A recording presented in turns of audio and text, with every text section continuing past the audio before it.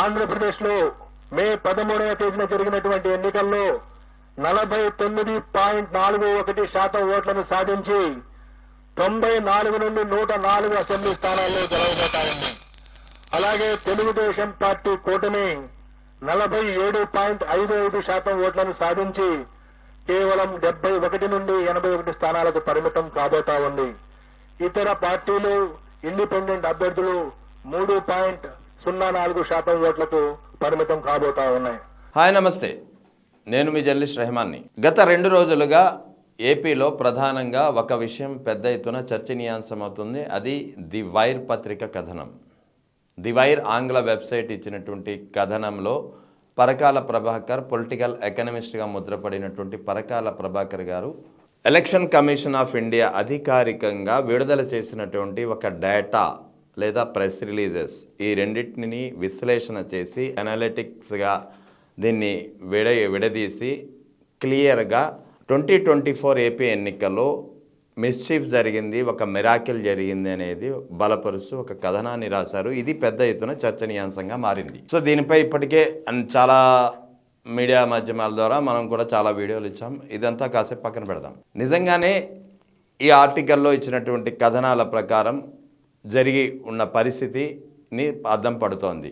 అంటే ఇక్కడ ఈ సందర్భంగా ఎప్పుడైతే వైర్ కథనం బయటకు వచ్చిందో, వైర్ కథనం తెరపైకి వచ్చిందో, వైర్ కథనంలో పరకాల ప్రభాకర్ ఒక్కొక్క అంశాన్ని చాలా డీప్గా విశ్లేషిస్తూ బయటకు తీసుకొచ్చి ఎంతటి కుట్ర గతంలో జరిగింది, 2024 ఎన్నికల్లో ఏ మిస్చీఫ్ జరిగింది, ఏ మిరాకిల్ జరిగిందంటూ ఆయన లెక్కలు బయటకు తీశారు.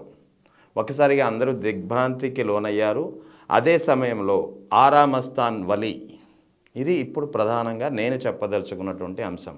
ఆరామస్థాన్ వలి పేరు ఇప్పుడు మరోసారి మార్మోగుతోంది. మరోసారి ఆయన ఇప్పుడు చర్చల్లోకి వస్తున్నారు. ఎందుకు అంటే ఇదే 2024 ఎన్నికలకు ముందు ఆరామస్థాన్, సాధారణంగా ముందు ఆరామస్థాన్ వలి నేపథ్యం తీసుకుందాం. వాస్తవానికి ఆరామస్థాన్ వలి చాలా కుగ్రామం నుంచి వచ్చారు. గుంటూరు జిల్లా చిలకలూరిపేటకు సంబంధించినటువంటి ఒక గ్రామం నుంచి వచ్చిన వ్యక్తి. చాలా ఒడిదొడుకులు ఎదుర్కొని పైకి వచ్చారు. మంచి చదువుకున్న మేధావి.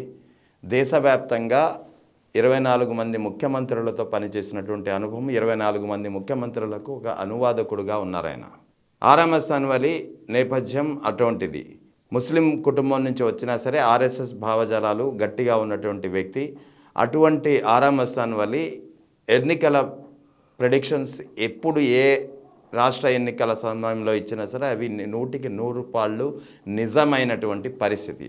ఎక్కడ ఒక్క పొల్లు కూడా తప్పు కాలేదు. వాస్తవానికి ఇదే ఆరామస్థాన్ వలికి ఇతర ముఖ్యంగా తమిళనాడు దివంగత ముఖ్యమంత్రి జయలలిత, లేదా అస్సాం, జార్ఖండ్ రాష్ట్రాలు, లేదా పశ్చిమ బెంగాల్ మమతా బెనర్జీతో కూడా ఆరామస్థాన్ వలిని పరిచయం చేసి అక్కడి రాష్ట్రాల్లో ఈయన సేవలను ఉపయోగించుకునేలాగా ఒక అవకాశం కల్పించింది బీఆర్ఎస్ అధినేత కేసీఆర్.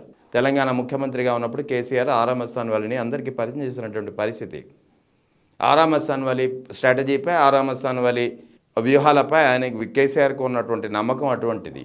కేసీఆర్ వల్లే ఆరామస్థాన్ వలి ఒక అందరికీ పరిచితులయ్యారు, అందరికీ ఒక ఫేమస్ అయ్యారు. ఆ తర్వాత ఆయన చేసినటువంటి సర్వేలు ప్రతి ఒక్కటి 100% పాళ్ళు నిజమవడంతో ఆయన చాలా పాపులర్గా మారినటువంటి పరిస్థితి. ఆరామస్థాన్ వలి చేసిన సర్వే అంటే అందరూ ఒక్కసారిగా ఆసక్తిగా ఏం జరుగుతుంది, ఏం జరగబోతోంది అనేది ఒక ఆసక్తిగా గమనించే పరిస్థితి నెలకొంది. సో ఇదంతా అందరికీ కొంతమందికి తెలియకపోవచ్చు, కొందరికి తెలిసి ఉండవచ్చు. సో అటువంటి ఆరామస్థాన్ వలి 2023 ఎన్నికల్లో, 2023 తెలంగాణ ఎన్నికల్లో కామారెడ్డిలో, అంటే ఏ కేసీఆర్ అయితే తనకు జీవితాన్ని ఇచ్చారో అని చెప్పుకోవచ్చు ఒక విధంగా చెప్పాలంటే, అటువంటి కేసీఆర్ కామారెడ్డిలో ఓడిపోతున్నారని, అదే కామారెడ్డిలో ఇప్పుడు తెలంగాణ ముఖ్యమంత్రిగా ఉన్నటువంటి రేవంత్ రెడ్డి కూడా ఓడిపోతున్నారని, బీజేపీ నుంచి రమణారెడ్డి గెలుస్తున్నారని చెప్పి ఆరామస్థాన్ వలి నిస్పష్టంగా చెప్పడంతో అందరూ అవాక్కైనటువంటి పరిస్థితి. కానీ అదే నిజమైంది. సో ఇలా చెప్పుకుంటూ పోతే ఆరామస్థాన్ వలి చేసినటువంటి సర్వేలు ఏది తప్పు కాలేదు గతంలో. కానీ 2024 ఎన్నికల్లో ఆయన చేసి అదే ధీమాతో అంతే పగడ్బందీ శాంపుల్ సర్వే సేకరించి రాష్ట్ర వ్యాప్తంగా, నాకు కూడా తెలుసు, నాకు కూడా కొన్ని అనుభవాలు ఉన్నాయి, ఆయన సంస్థలో పనిచేసినటువంటి చాలామంది నాతో మాట్లాడిన పరిస్థితి ఆ టైంలో.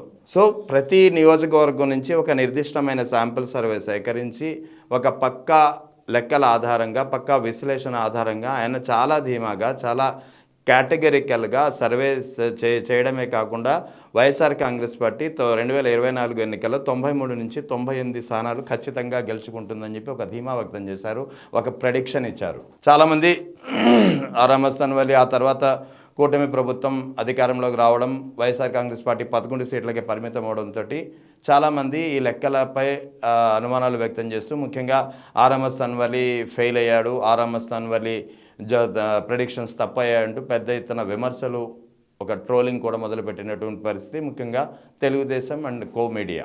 కానీ ఇప్పుడు ఇదంతా ఎందుకు చెప్పాల్సి వచ్చింది అంటే, ఇప్పుడు ది వైర్ కథనంలో ఏ ఒక్కొక్క అంశాన్ని అయితే పరకాల ప్రభాకర్ గారు బయటికి తీసుకొచ్చారో, 2024 ఎన్నికల్లో ఏ విధంగా మిస్చీఫ్ జరిగి ఉంటుంది అనే ఒక అనుమానం వ్యక్తమైందో, నిజంగా అనుమానించాల్సిన అంశమే ఇది.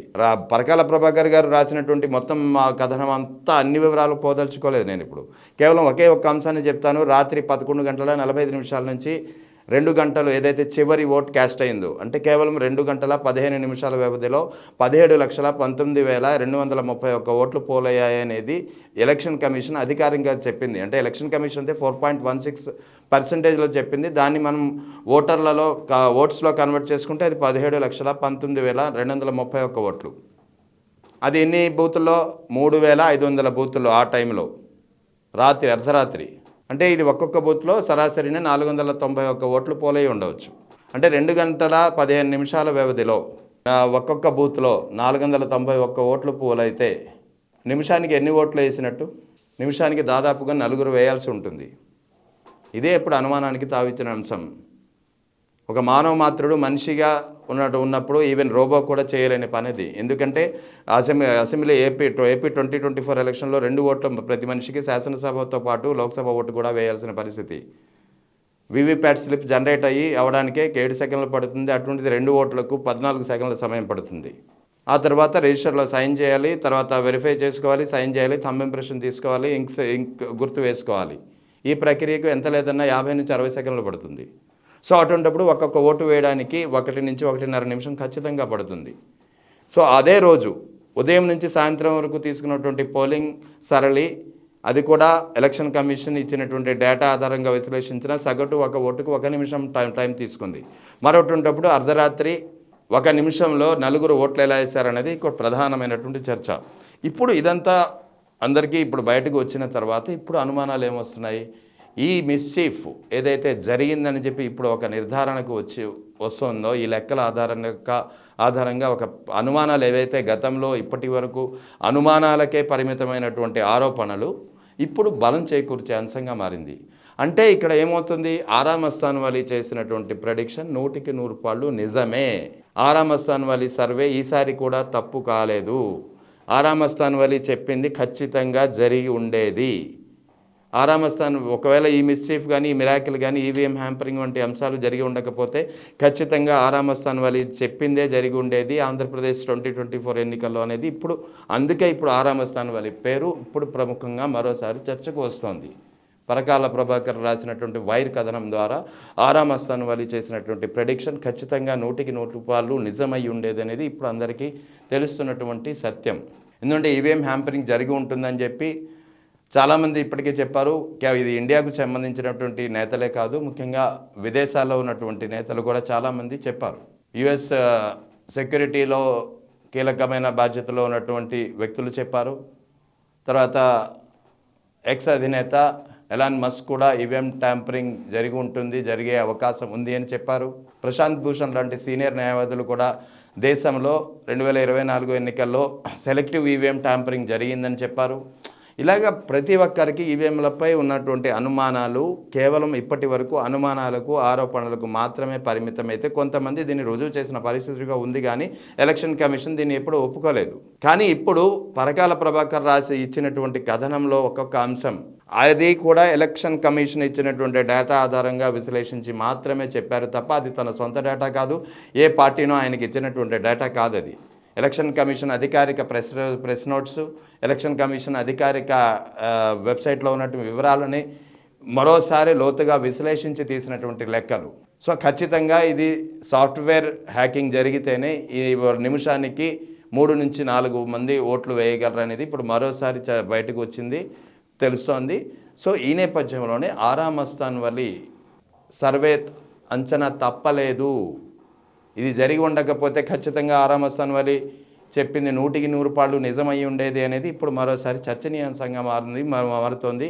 అందుకే ఆరామస్థాన్ వలి సర్వే ఎప్పుడు గతంలో ఏ విధంగా అయితే తప్పు కాలేదో, గతంలో ఎప్పుడు ఏ విధంగా అయితే ఆయన అంచనాలు పక్కకు పోలేదో, ఇప్పుడు ఆయన అంచనాలు 100% నిజమయ్యాయో, అదేవిధంగా 2024 ఏపీ ఎన్నికల్లో కూడా ఈ మిస్చీఫ్ జరిగి ఉండకపోతే అంచనాలు ఆయన పూర్తిగా ఖచ్చితంగా జరిగి ఉండేది అనేది ఇప్పుడు మరోసారి, అందుకే ఆరామస్థాన్ వలి పేరు ఇప్పుడు ఆరామస్థాన్ సర్వే ఇప్పుడు మరోసారి చర్చల్లోకి వస్తుంది.